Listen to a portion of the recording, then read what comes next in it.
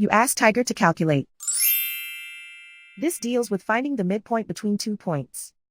The midpoint between the 2 points is -38, -13.5. Let's solve it step by step. Plot the 2 points and calculate the midpoint using the formula. The coordinates of point 1 are, x1 equals -53, y1 equals -20. The coordinates of point 2 are, x2 equals -23, y2 equals -7.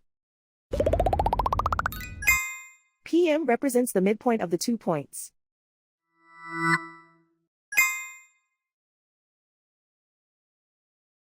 Use the x values in the midpoint formula to find the midpoints x.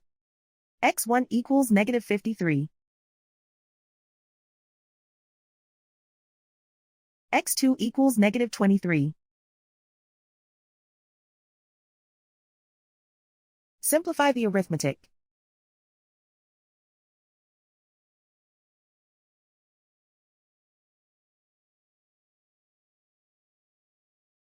Use the y values in the midpoint formula to find the midpoints y.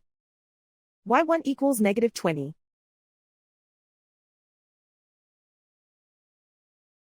y2 equals -7. Simplify the arithmetic.